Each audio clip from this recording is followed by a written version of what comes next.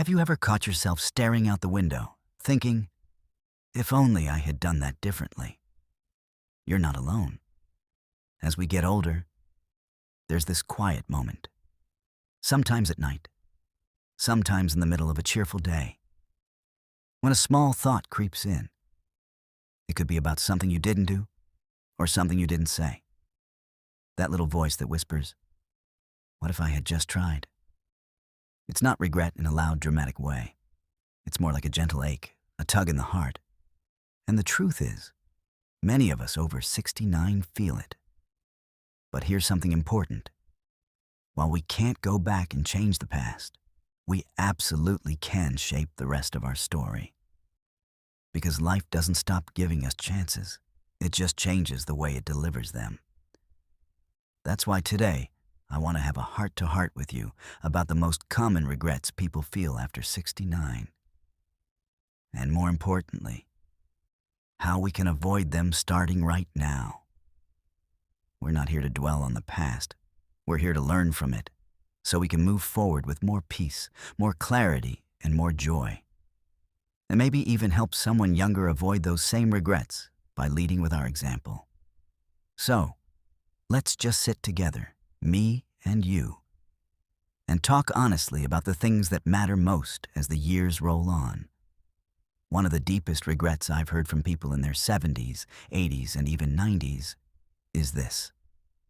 I wish I hadn't waited so long to start taking care of my body.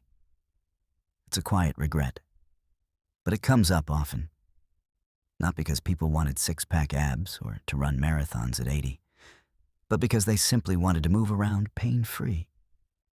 They wanted to play with their grandchildren on the floor without groaning. They wanted to get up from a chair without holding both armrests and saying, oof. And the sad thing? Most of them didn't realize how easy it was to prevent those aches until it was too late. The body isn't something that falls apart suddenly. It sends little warnings. Stiff knees, a sore back, trouble sleeping, a little bit of extra weight that makes stairs feel like mountains. If we ignore these signs, they pile up. But here's the good news. It's never too late to start listening. You don't need a gym membership or expensive trainers. Start with 5 minutes a day. Stretch your arms overhead, roll your shoulders, walk a few steps after each meal. Your body is begging you to move. Not fast, not far, just consistently. The real regret isn't about the aging body. It's about not giving it the attention it deserved when it needed us the most. Another regret that often sits heavy on people's hearts is not saying what needed to be said while they had the chance. And no, I'm not talking about dramatic speeches or poetic confessions. I mean simple words. I love you. I forgive you. I miss you. Or even just, hey, I'm sorry I wasn't there when you needed me. Time has a way of slipping through our fingers, especially when we think there will always be tomorrow. But relationships are fragile. People move away. People pass on. And sometimes, silence grows thicker with time. I've spoken to people who've carried an unsaid apology for decades, and it weighs on them, like a backpack full of stones they forgot they were wearing. So, if someone's face popped into your mind just now, someone you haven't called, someone you've been meaning to reach out to, let that be your sign. You don't need to fix everything today. Just start, even if it's a short message, a voice note, a smile when you meet them next. Words left unspoken tend to echo the loudest later in life. And you don't want to be haunted by conversations that never happened. There's also a quieter, more subtle regret that sneaks in. The regret of playing it too safe. Now, I know safety is important. We've all learned the value of caution, especially after 60. But I'm not talking about wild risks.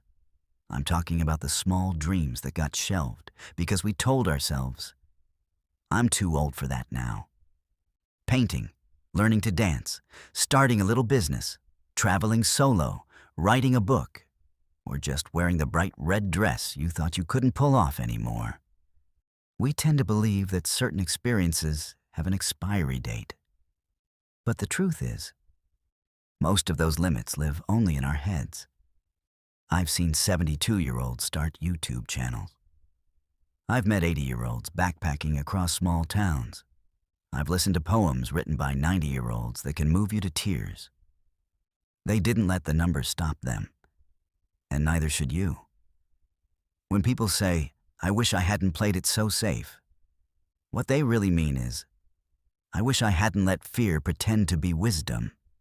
And that's something we can change, because courage doesn't always roar. Sometimes it's just clicking send on that email, signing up for that class, or buying a one-way ticket to a place you've always wanted to see. One tiny brave act can silence years of hesitation. You see, regrets aren't about single moments. They're usually about slow decisions made over time. The choice to skip walking today. The choice to not call someone again. The decision to say maybe later every time a new experience shows up. And when those choices stack up over years, they quietly shape a life that feels smaller than we had hoped. But the beautiful part? We are not powerless, not at all. Just recognizing these regrets is already a step toward freeing ourselves from them. Every day you wake up is another blank page. You don't have to wait for a new year or some grand moment to start living the way you wish you had all along. You know, there's a kind of regret that doesn't come from what we did wrong, but from what we never gave ourselves permission to feel. As we move through life, many of us learn to become very good at being strong. We carry responsibilities. We put on brave faces for our families. We hide our tears when no one's watching. And after a while, it becomes second nature, this quiet habit of bottling everything up. But what happens when we do that for too long? Something inside us hardens, and later in life, we look back and think, why didn't I let myself feel more? Why didn't I just allow myself to cry, to celebrate, to speak my truth? That's the regret of emotional denial. Not because we were weak, but because we never gave ourselves the grace to be human. You don't need to carry that burden anymore. If there's one thing age brings us, it's the wisdom to know that vulnerability isn't weakness. It's strength in its purest form. Whether it's grief you never processed, joy you never fully allowed yourself to feel, or affection you were too embarrassed to show, it's not too late to open the door and let those feelings breathe. Try something simple. Start a journal. Write what you feel without censoring. Or sit quietly with an old photo and let the memories speak. You may be surprised at how freeing it feels. You're allowed to feel everything, deeply and without apology. It doesn't make you less wise. It makes you more alive. Another big regret I hear often is this: I spent too much time worrying about what others thought of me. Oh, that one runs deep, doesn't it?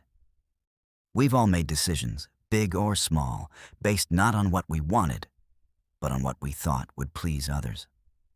The job we stayed in, the clothes we wore, the dreams we buried, all to fit into a mold someone else created for us. And by the time we hit 70, we realize how little that actually mattered. Most people we worried about, they weren't even paying that much attention, or they moved on, or sadly, they're not around anymore. And there we are, still holding ourselves back based on judgments that evaporated years ago. But here's the beautiful shift. When you stop chasing approval, you start finding freedom. Imagine waking up and dressing for joy instead of style rules. Speaking your truth without checking if it's too much. Choosing activities that nourish your soul instead of checking if they're age-appropriate. That's not rebellion. That's liberation, and it's long overdue.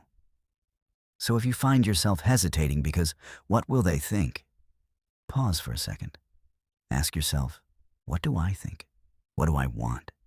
That voice inside you, the one you've quieted for decades, it's still there.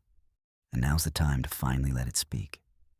One more quiet regret that often surfaces. and this one stings a bit, is neglecting friendships. You see, when we're younger, friends just happen. School, work, raising kids. Those years are full of accidental connections. But after 60, friendships become something we have to actively choose.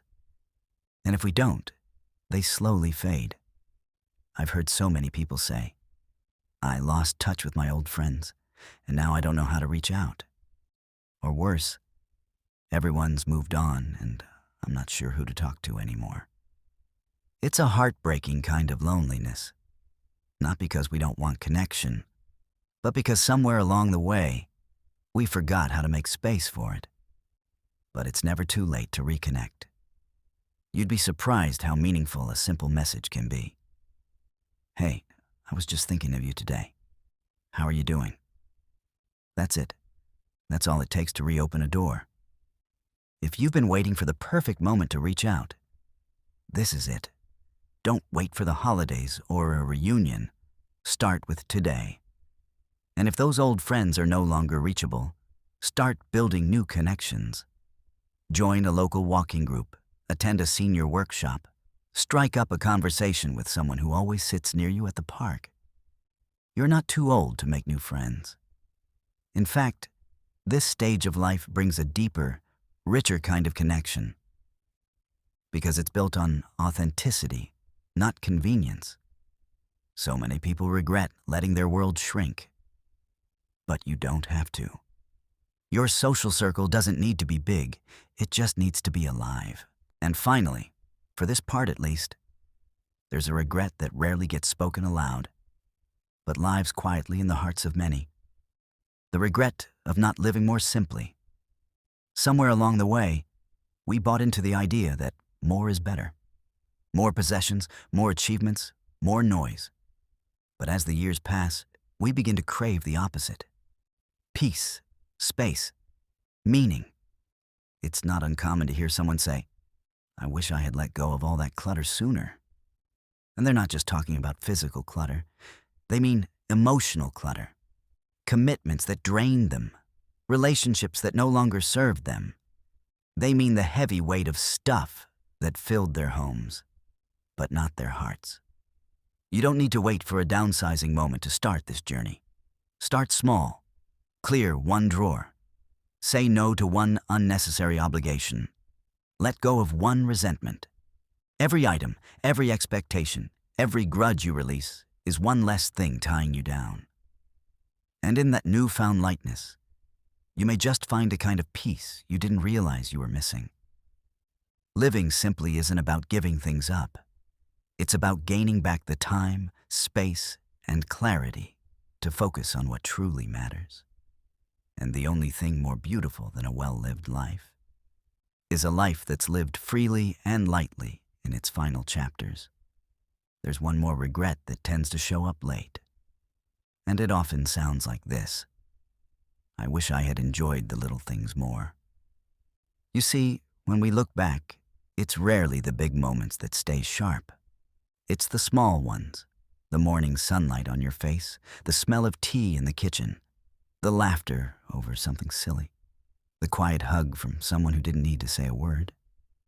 But many of us were too busy, too distracted, or too focused on what was next to notice. And the regret that follows isn't loud. It's a soft ache, the sense that life was passing by and we forgot to look out the window. The antidote to that? Stillness, presence, gratitude.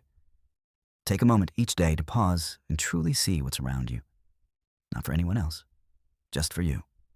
That cup of warm soup, that gentle breeze, that phone call from a friend. These are not small things. These are the moments we're made of. So if you're watching this right now, maybe it's your reminder to be a little gentler with yourself, to stop waiting for permission, to forgive more quickly, to laugh more easily, to walk slower and look longer. Because life doesn't ask for perfection. It just wants you to be here for it. And if there's one truth I want you to carry with you, it's this. It is never too late to begin again. Every day is a fresh chance to live with less regret and more heart. If this spoke to you, Leave a comment below. I'd love to hear your thoughts. And if you found value in this video, tap the like button and subscribe for more content that honors your journey, your wisdom, and your voice. Here's to living with fewer regrets and more meaning, no matter your age.